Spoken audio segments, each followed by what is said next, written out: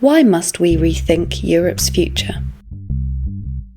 The relation between how Europe is seen and how it is experienced is more tenuous than ever. Hay Festival Europa 28 is a space beyond Europe's traditional centres of power, in which 28 women writers, journalists, artists, scientists and entrepreneurs from across the continent share their visions for the future of Europe.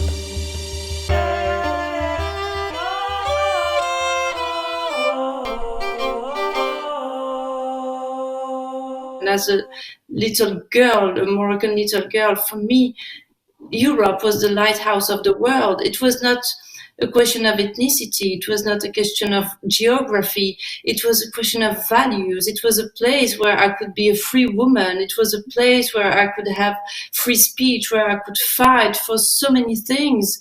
And I have the feeling that it betrayed me. It betrayed the dream I had when I was a child, because it's not that anymore for so many people. We tend to think about Europe and our current weaknesses and problems in the very short term. We want to deal with our problems in the present time.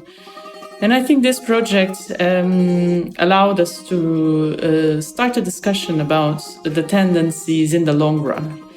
This invitation arrived more or less on the morning I heard that Laura McKee, a journalist in Northern Ireland, had been shot dead by the IRA. And in the wake of the Brexit vote. And as an Irish person living in Europe, and I should say living in London, belonging to Europe, made that more palatable, more possible, and less exclusionary. The final chapter is a writer from the United Kingdom, but of course, if we do this project again, sadly that chapter will be missing because we won't be part of Europe. First, I felt honored that I am going to be representing my country in such a great, intelligent collective of people. Then I got terrified because I was thinking, what do I have to say about the future of Europe? Given my views for humanity are rather pessimistic. But then I took this as a challenge to go deeper. 2020 has often been referred to as the year of the woman, and I was very happy to see that Europa 28 project greatly supports that idea. Even though we have very different histories, traditions, societies, even though the status of women is different in every country, I thought that we all share a history of patriarchy. And also that in all our countries, when there is public debate, especially about the future and about our relationship to Europe, is usually dominated by male voices. I think what many people dislike about Europe, about the European construction, is precisely that it has become a huge technocratic superstructure with a tremendously complex bureaucracy and a regulatory overkill.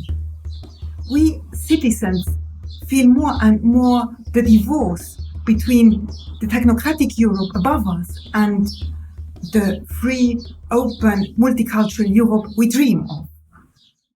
In many ways, the visions of the founding fathers of Europe have been a tremendous success. And the problem, of course, that then arises is some people don't get the benefits that others do or don't feel they get it. But the basic visions really have been successful, and I think where we need to take them the next step is to formulate new visions that people can participate in. Initiatives like Europa 28 can help all of us change the narrative. The words we use have power. So it's really important to start to join forces and join forces from different sectors and try and speak about the social issues that Europe faces right now as they are social issues. So let's stop using the word refugee or refugee crisis. It's an issue of social development. It's an enormous peace project. That's how it started out. Then it provided prosperity, in theory at least, to all its citizens in the past decades. And the question now is, where do we go from here? And for that to work, for everybody to feel involved, the discussion needs to be broadened, needs to be widened, and definitely needs to include women.